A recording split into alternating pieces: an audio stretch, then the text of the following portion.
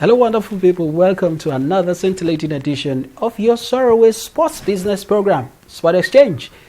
My name is Judy Olano. I'm your regular host. On today's show, we'll be taking you through some exciting stories as far as sports business is concerned. We will be revealing the latest gist coming from the world of sport business. And also, on our dugout segment, it's going to be a special one.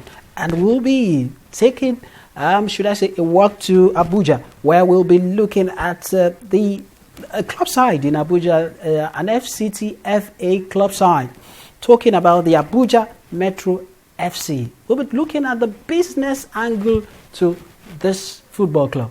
These and other things you should expect on the show anyway. Once again, thanks for joining me. And don't forget, social media networks, they're all working. They are interactive. You can join me. You can you'll see them displayed on the screen there. So you can also follow us on Twitter. You can like us on Facebook, and our YouTube channel is also active, live and running. So if you're with me, let's set the ball rolling immediately. We'll go on a short break, and when we come back, it will be time to take the news.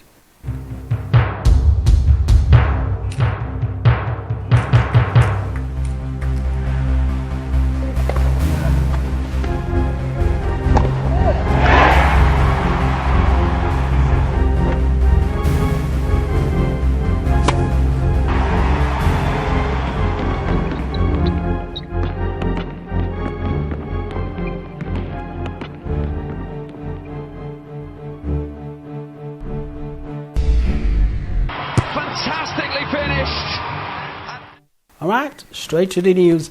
The Prudent Energy Handball Premier League 2020 is expected to end on November 14, 2020. After a series of postponement occasioned by coronavirus pandemic and the NSAS protest, the Handball League season finally took off on October 30.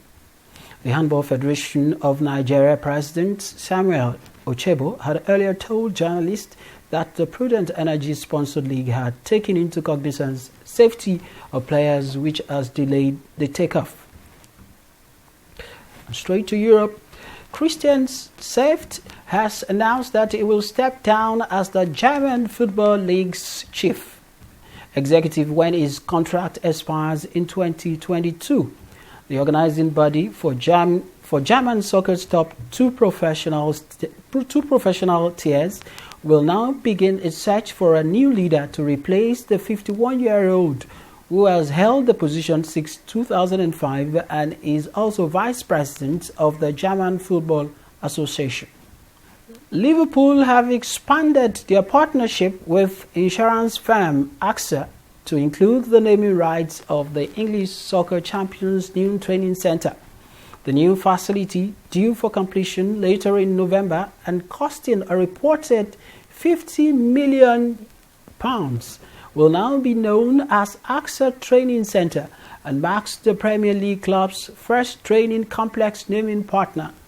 A planning application for the addition of AXA sponsor signage to the new building has already been submitted to the local council and, subject to receipt of consent, will be installed later this year. And in Spain, Barcelona president Josep Maria Bartomeu revealed the club has accepted a proposal to join a future European Super League moment after announcing his resignation from the Spanish soccer giants. Bartomeu quits along with his board of directors ahead of an expected vote of no confidence next month.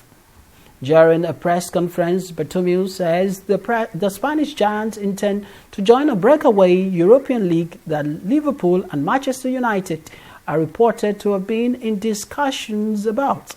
However, United's executive vice chairman Ed Woodward has denied being involved in talks over the new competition, but says the club are part of discussions over an expanded UEFA Champions League from 2024 onwards. That's it for the news segment. We'll go on a short break, and the next point will be the dugout segment. Don't stray away.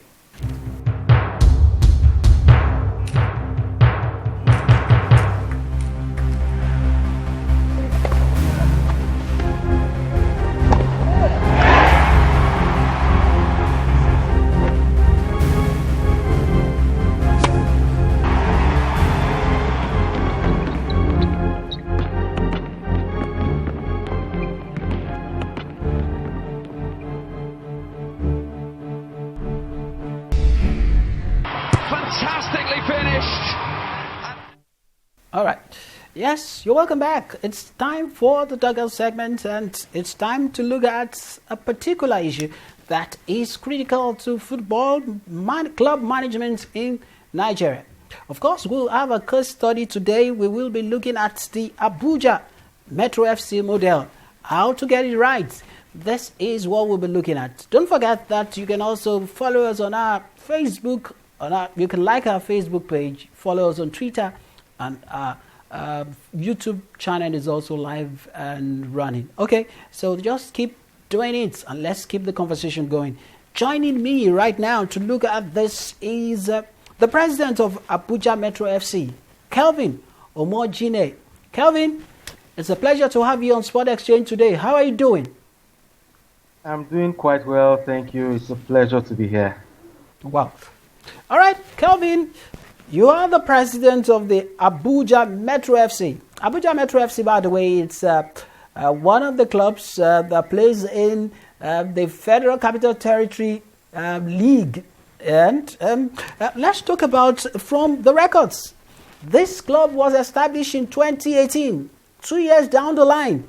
Talk us through how it came about. Well, essentially, it came about, born of the belief that we should, in Nigeria and Abuja being the capital, have a football club that people can embrace and easily identify with. Something, that has, an affinity with the community. So we are fashioned after the community club model. We are particularly a fully supporter-owned football club. The idea is to build a club that people can easily identify with. We know that we have people who are passionate about football here, and it is not that we are passionate about foreign football. We are just passionate about good football, and the club having an identity that people can embrace. Okay, let's look at the structure of the club now. Like what obtains in Nigeria presently. Most of the clubs that we have, especially in our professional league, are bankrolled by the government. Just a few of them are bankrolled by private interest. What is the difference between your club, Abuja Metro FC, which you are the president, and some of the models that we see around? The basic difference, I would say, is engagement, community engagement, supporter engagement. We are owned and managed by our supporters. Okay. It is fully supporter-owned. So we have supporters, members who pay dues. We are looking at disposable income now, nothing too significant, but we are looking at scale. The more you have, the more members you have, the more basic income you have. So our members constitute the board and the management of the football club. All right. Okay. I think if you have landed, let me ask you this. Funding is very critical in the management of a football club. And let's look at, it's a lifeblood. Most times, if you don't get the funding right, the funding structure right, that you should be looking at the exit door very soon. How do you guys plan to make sure that this is not a problem?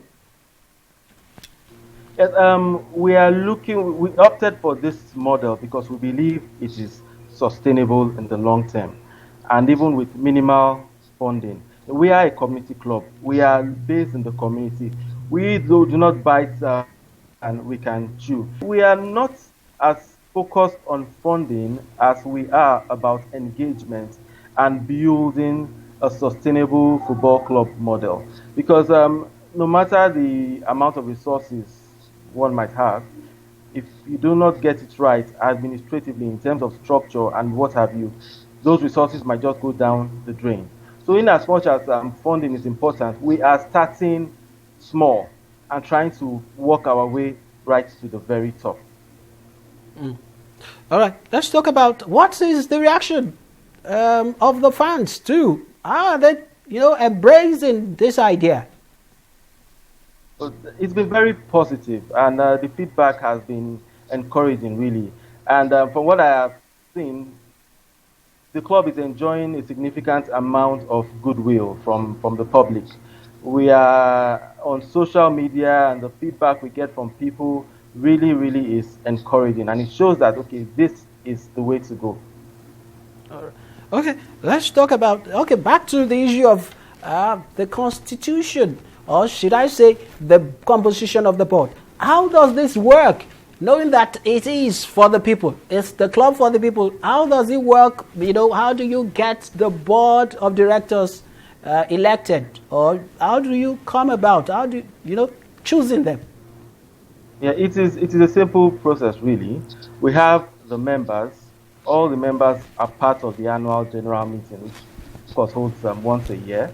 So at the end of the year, we have our board elections. So members put themselves up for election, and after a simple election process, the members of the board, the management board of the club, emerge.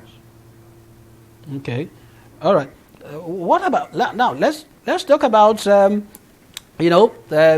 commercial ventures. You guys, I know that one of the things this kind of model throws up is the ability to seek for sponsorship as well, and to get partnering of blue chip companies and that. How are you making inroads into the business of the corporate world? Yes, it is. This is going to be our second season. We had our first last year in the FCT, the state league, as it were. And what we have seen is when we talk of sponsorship in football, many times it is essentially going cap in hand and begging for what amounts to CSR. But we are approaching it differently. We want to build some leverage that when we are talking to not just sponsors now, but also partners from the corporate world, we have some leverage. We have something to give them in return. So we are working towards building our membership base, building our supporter base, the database, and what have you. And it's going to be such that aside us going to corporates, to seek for sponsorship and partnership, we want to be that attractive that we'll see them come to us. All right. Of course, I've seen that just recently you guys unveiled your jersey for the season. And so how did you guys make sure that fans, supporters globally get a grip of this merchandise? Okay, we actually have them on Silver, the website, and our social media handles. And it's these days with technology now, things are less complex. So we harness every bit of technology we can to make it a simple process for making your orders. You can make your order via our website. We have an online store on the website at abujametrofc.com.ng. Alternatively, a simple message on social media, and we work out the logistics. And of course, delivery is not just nationwide, but across the globe. From our first batch, we actually have some shipments going all the way to Canada. Wow. Yeah. Kelvin, Yeah. let me just call for a break, then I'll get back to you again. All right. Yeah. All right. Okay. We'll go on a short break now, and when we come back, my conversation with Kelvin, the president of Abuja Metro FC, continues.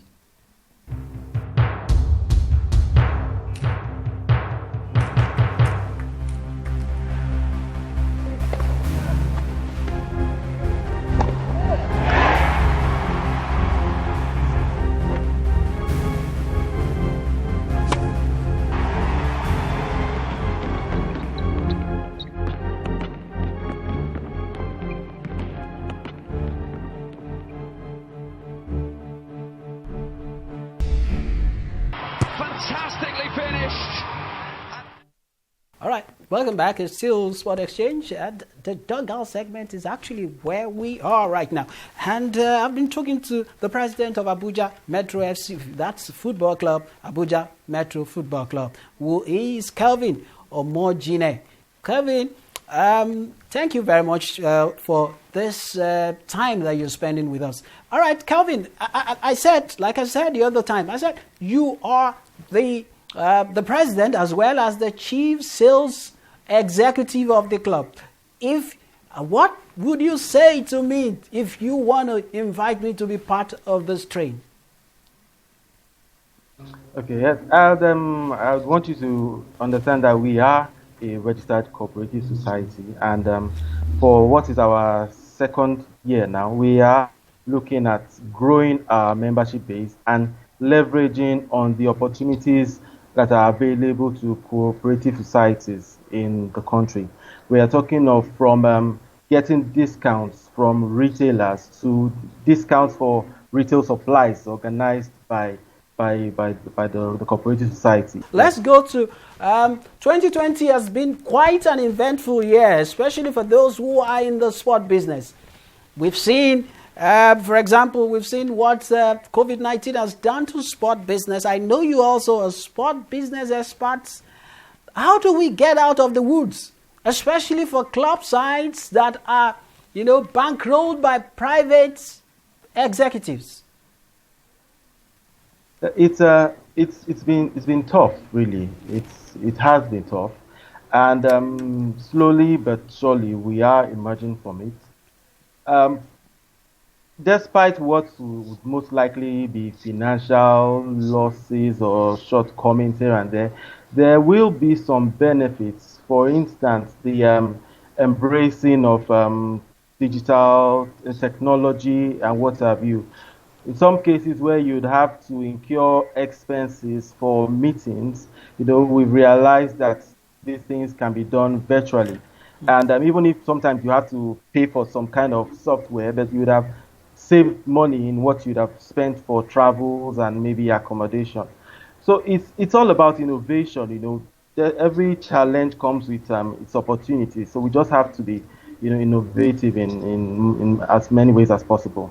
As a lawyer, a sports lawyer too, what are the things that this pandemic has taught you, especially in the area of contracts?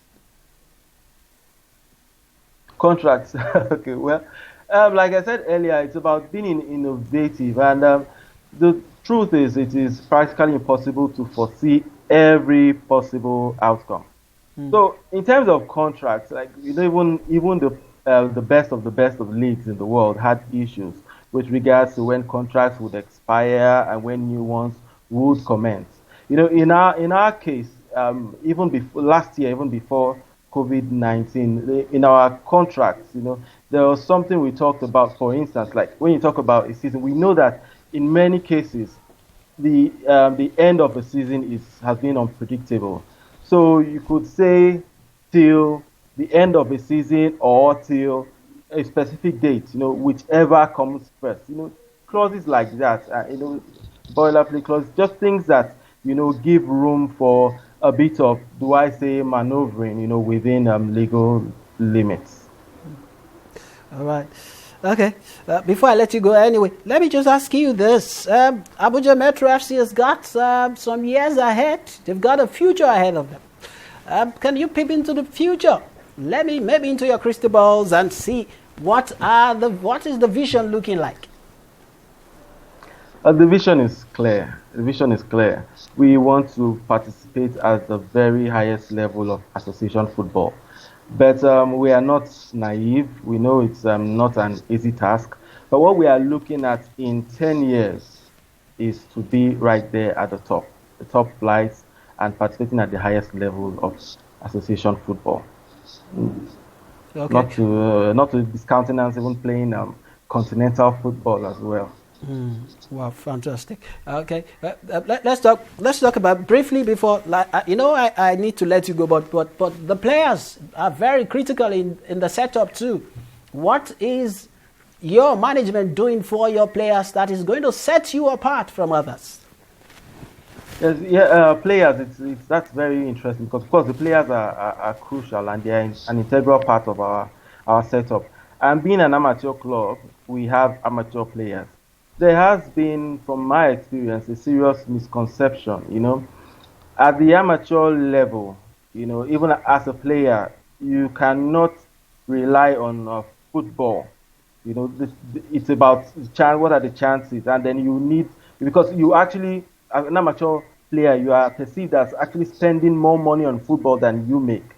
So it is important, and what we're trying to do, like educate our players and everybody around, on opportunities and not relying exclusively on football. Because the truth is, for every JJ Okocha, there are 100 who are as skilled but didn't make it. So we want to give them, that opportunity so that they don't have all their eggs in one basket. And of course, develop their talent, their potential, so that when an opportunity comes knocking, they can grab it. Well, what else can I ask from you? Kelvin, I must say thank you very much for joining me on Sport Exchange today. The pleasure is mine. Thank you so much. All right. Of course, that's been the president of Abuja Metro FC, Metro Football Club, Kelvin Omojine, who has been talking to us about the business model behind the Abuja Metro Football Club. Okay, let me just go for the last break, and when I return, it will be time for me to say my bye-bye.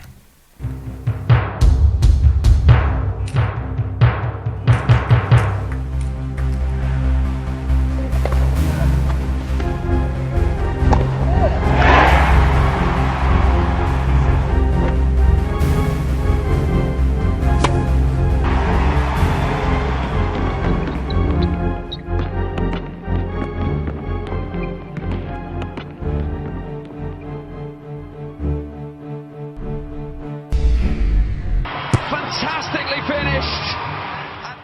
Okay, thank you very much for joining me for this edition of the show, Sport Exchange. Don't forget, our social media platforms are active and they are interactive as well. Just go there and drop a message for us. We will appreciate the feedback. On behalf of the production team, I am yours truly today, tomorrow, and of the future. Jide Olano is my name. It's over and I'm out.